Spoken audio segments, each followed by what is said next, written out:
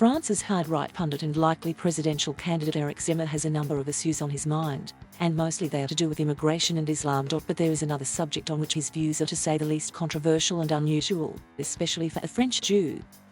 And that is France's collaborationist wartime regime. Zemmour, who visits London on Friday, has long championed a version of World War II history that minimizes the guilt of Philippe Pétain, the head of the Vichy government, in the Jewish deportations. He argues that while Vichy France made little or no attempt to stop the removal of non-French Jews, of whom there were many, recent arrivals from Eastern Europe, with Jews who were French nationals, it was a different matter. Towards French Jews, he says Vichy had a certain sense of legality, which meant that where possible it negotiated with Nazi Germany to keep them in France. The result, says Zemmour, is that while 40% of non-French Jews were deported, mainly to their deaths, the figure is 10% for French Jews. And most of them were deported in the last year of the Nazi occupation, when Germany had taken over Vichy's southern zone. Also, of France's entire Jewish population of 330,000, both French and non-French, around 75% survived, a much higher proportion than in most other occupied countries.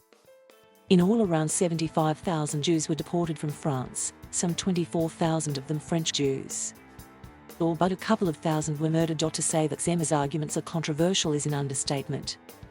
They run counter to mainstream modern historiography, as well as the views of most of the French. Since 1995, when President Jacques Chirac acknowledged the French state's guilt in helping expedite the Holocaust, few have challenged the notion that Pétain colluded in killing Jews. So for observers of today's political scene, with Eric Zemmour apparently headed for a presidential bid and poised to attract about 12% of the first round vote, the question that's foremost is, why on earth does he do it?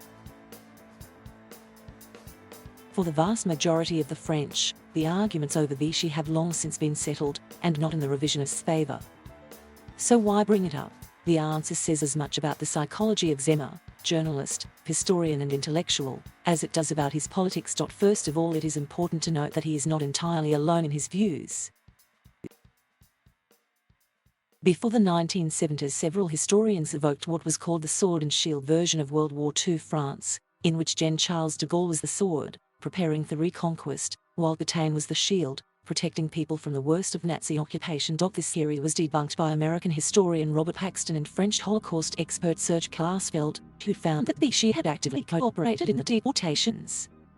Their view is now the standard one, but there are dissenters.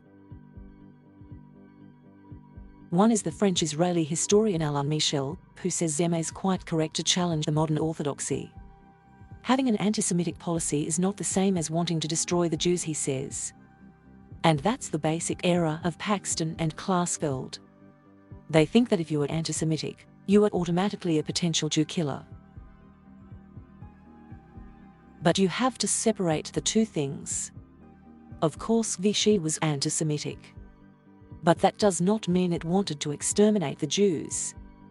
One reason why Zemmour keeps returning to the Vichy issue is that in essence he is a controversialist. He revels in intellectual debate and knows that its greatest pleasure comes from arguing the contrary case.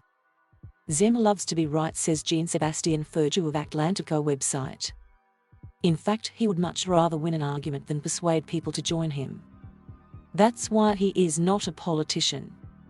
But Zemmour is about to become a politician, or so he's letting us all believe. So maybe there is method in his Vichy theme. For political commentator Pierre Hasky, it is simple: Zemmour is being a French Donald Trump. From Trump he's learned that being outrageous lets you occupy the political space. He can say the most far-fetched things about Vichy and no one cares if it's fact or fiction. But it means he's setting the agenda. There is another interpretation. Maybe by tearing down French totems, Zemmour is showing he is done with consensus politics, and is prepared to act radically on the matter that concerns him most, immigration. And there is no construct more totemic than the de Gaulle equals good, Pétain equals bad interpretation of the wall. That would appeal to many on the right. Or maybe, says Jean-Sébastien Ferjou, it's more simple. What he is actually straightforward. He is indeed from the far right. He is from the long ideological tradition in France that we call Maurassian. Here he refers to the early 20th century anti-liberal and anti-Semitic writer Charles Maurras. And that is clear, he believes, whether Zemmour is writing about Vichy, the French resistance, or the Jewish army captain Albert Dreyfus, wrongly convicted of treason. It's a nationalist current of thought that has been morally discredited in France. And he wants to bring it back, he says. As a political strategy, it is utterly weird. Because there is not the remotest suggestion that that is what the people want.